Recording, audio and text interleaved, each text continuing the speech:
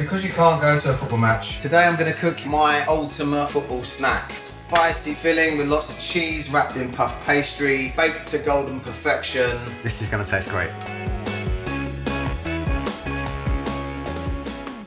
Hi, my name's Lee. I'm from a restaurant called Black Axe Mangal in London. You might see my wife knocking about in the background. Hi, Kate. Hi. What I wanted to do was make chili puff pockets. I've developed this recipe with my old mates Munchies using my family favourite ingredient, Tabasco.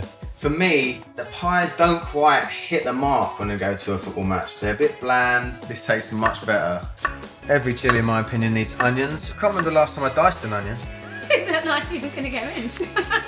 A sharp knife is essential for something like this. Do you want to get a different knife? Yeah, okay. There we go. Right, onions are diced and sliced. Let's cook some chili. Let's get a pan over medium heat. Whenever you're cooking, it's good to be organised. So my advice would be to get everything in little pots. You can just go bang, bang, bang into the pan. So if you've got a lifetime ban on drinking shots in your own home, you can use them to house ingredients in. Next, onions. About half the salt. Next with the beef. So just smudge your beef up. You can make this completely vegetarian by replacing the beef with mushrooms. This already smells amazing. Add the last of the salt. Once it's brown, you can start adding the rest of the ingredients. So now I'm going to add the garlic. That's going to cook in all that rendered beef fat. Chuck in some cumin. For that. So once all the beef is nice brown with the beans, you kind of want to mulch them up a bit. This will help homogenise the mix. Tomato puree is giving a lovely sweet smell. In the recipe it calls for water, but I think, especially if you're watching football, a little splash of beer.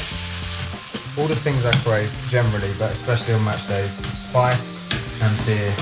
Right. And to be the winning side. And yeah, well, it's not always about winning. Don't want humiliation. When you support West Ham, you just pray for not to be humiliated.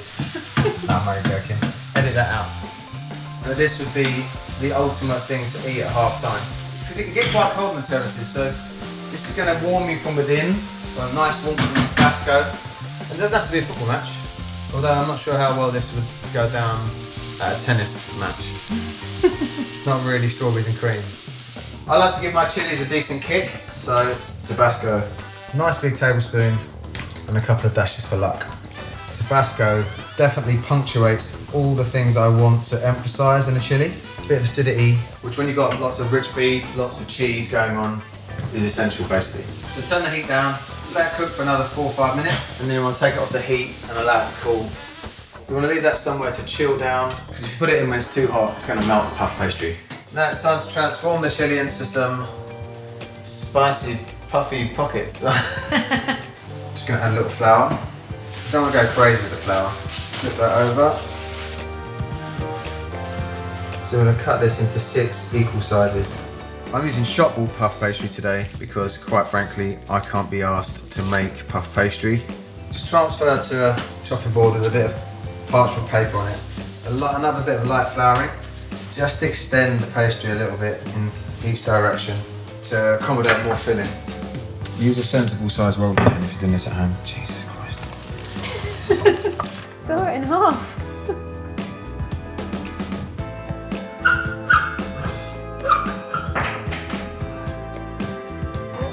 Making my rolling pin a more practical length.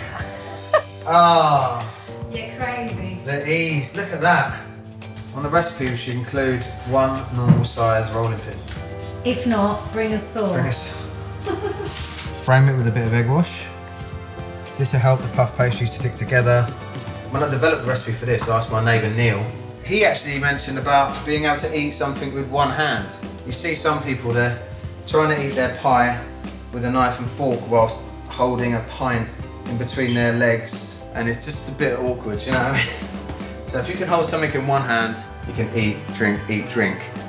It makes the experience that much more convenient. Good cheese. Mozzarella for a bit of goo, and then extra mature cheddar just to give it a bit of punch. And the pepper complements the Tabasco sauce brilliantly as well.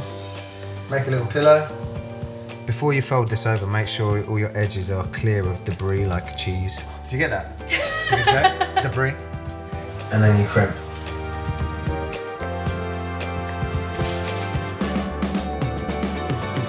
Once they're all wrapped up, just give them a nice lacquering of egg.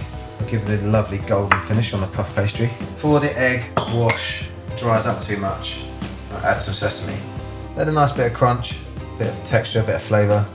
So we got our Tabasco spiked chili puff pockets ready to go in the oven. 200 degrees, 22, 25 minutes, depends how efficient your oven is. Maybe give them a little check after 10 minutes just to see how they're doing. They should puff up gorgeous golden and perfect. My teenager ADs, he said they were slap. Yeah.